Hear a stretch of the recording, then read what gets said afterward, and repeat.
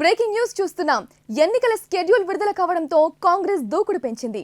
ఓవైపు ఎంపీ అభ్యర్థుల ఎంపికపై కసరత్తు చేస్తూనే మరోవైపు ఓటర్లను ఆకర్షించేలా మేనిఫెస్టో రూపొందించింది.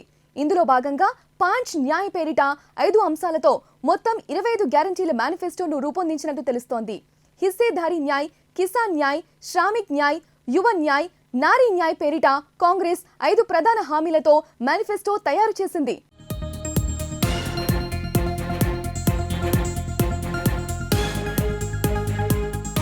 పంటల కనీస మద్దతు ధరకు చట్టబద్ధత కల్పించడం, రైతులకు వడ్డీ లేని రుణాలు, మహిళలకు ఏడాదికి ₹1,00,000 సాయం, 30 లక్షల ఉద్యోగాల భర్తీ, యువత స్టార్టప్లకు కార్పస్ ఫండ్ ఏర్పాటు, పేపర్ లీకేజీల నివారణకు ప్రత్యేక చట్టం వంటి హామీలను కాంగ్రెస్ మేనిఫెస్టోలో పొందుపరిచినట్లు తెలుస్తోంది.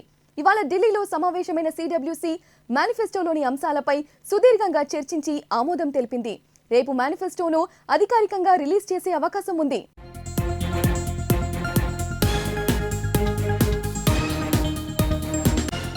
మరోవైపు కేంద్ర ఎన్నికల కమిటీ సైతం సమావేశమైంది. లోక్సభ అభ్యర్థుల ఎంపికపై చర్చించింది. ఇప్పటి వరకు 82 స్థానాల్లో కాంగ్రెస్ అభ్యర్థులను ప్రకటించగా మిగతా స్థానాల్లో అభ్యర్థుల ఎంపికపై కసరత్తు పూర్తయినట్లు తెలుస్తోంది. ఇవాళ లేదా రేపు కాంగ్రెస్ తుది జాబితా విడుదలయ్యే అవకాశం ఉంది.